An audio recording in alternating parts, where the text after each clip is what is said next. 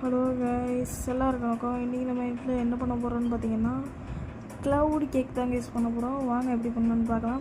First சீனி, முட்டை, lemon, அடுத்த பாதாம், முந்திரி இது மட்டும் எடுத்து வச்சுக்கோங்க கைஸ். அடுத்து வெண்ணிலா எசன்ஸ் எடுத்து வச்சுக்கோங்க.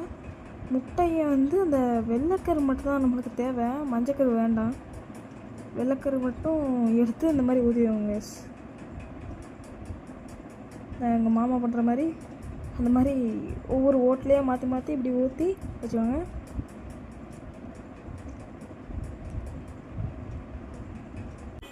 அதுக்கப்புறம் பிளெண்டரை வச்சு நல்லா பிளெண்ட் பண்ணி எடுத்துக்கோங்க கைஸ்.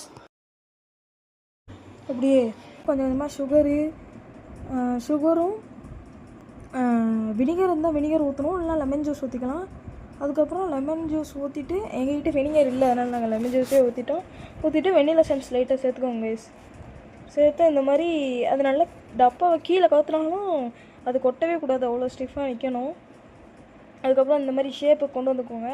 கொண்டு வந்துட்டு ஒரு 25 மினிட்ஸ் இது 150 டெம்பரேச்சரில் வச்சு செல்சியஸில் வச்சு நீங்கள் உள்ளே வச்சுருங்க. ஓவனுக்குள்ளே வச்சு இந்த பாருங்கள் ட்ரான்ஸ்ஃபார்மேஷன் பாருங்கள் எப்படி இருக்குன்னு.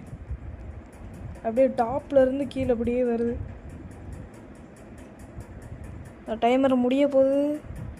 3, 2, 1 முடிஞ்சு. அவ்வளோதான் கைஸ், நம்ம cloud cake ready. Oven open பண்ணி எப்போ என்ன வைக்க க்ளவுட் கேக் நல்லாவே வந்திருக்கு. டாப்லேருந்து அப்படியே கீழே வந்திருக்கு கைஸ்,